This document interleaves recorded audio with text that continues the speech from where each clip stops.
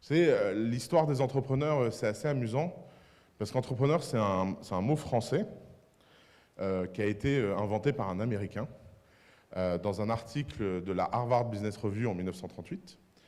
Et dans cet article, un professeur de Harvard explique un phénomène qui lui paraît extrêmement étrange à l'époque. C'est des gens qui font des choses incroyables avec rien. Parce qu'avant la naissance des entrepreneurs, le monde capitaliste est un monde où le fait de faire une entreprise, de gagner de l'argent, dépend d'une seule et une seule chose, le capital que vous avez à disposition. Donc, si vous regardez en accéléré l'histoire du capitalisme, le capitalisme, c'est d'abord l'émergence des bourgeois, ces gens qui ne sont pas nobles et qui travaillent. Ils achètent et ils vendent des produits à risque, ils font des profits, ils empruntent de l'argent, ils se réunissent ensemble en société pour financer des expéditions qui sont bien au-dessus de leurs propres moyens.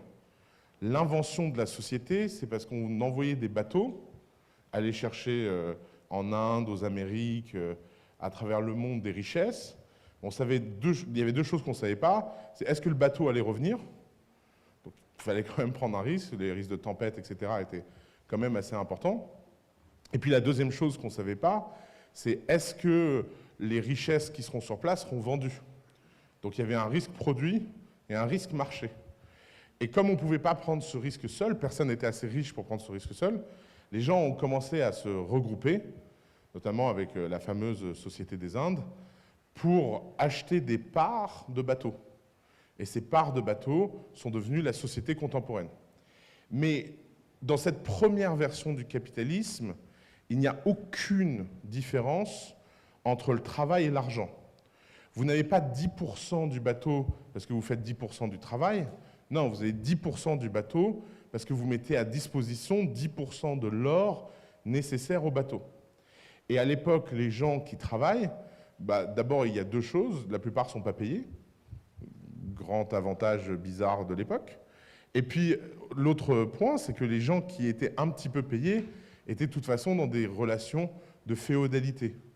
Même si les seigneurs avaient disparu, on avait gardé cette espèce de schéma que celui qui a le pouvoir a l'argent, donc c'est le seigneur, donc c'est celui qui décide.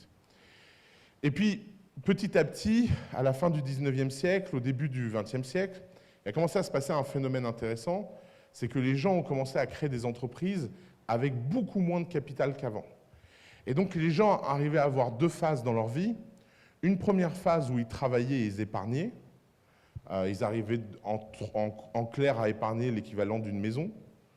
Et puis au lieu d'acheter une maison comme les autres, ils prenaient cette valeur et à quelques-uns, ils la mettaient ensemble et créaient une entreprise. Et donc on est passé d'un monde où il était possible de devenir capitaliste en prenant des risques de capitaux soi-même.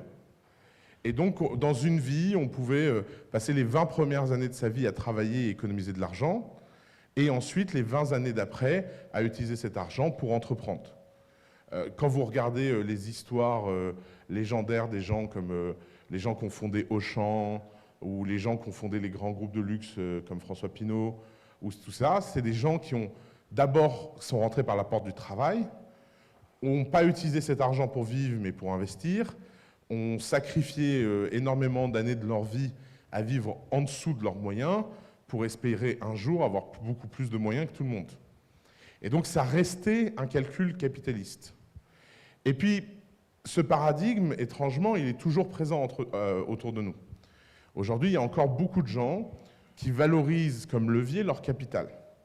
Mais il y a une nouvelle génération qui est arrivée avec un outil incroyable qui s'appelle Internet, qui a permis à des gens d'entreprendre sans capitaux.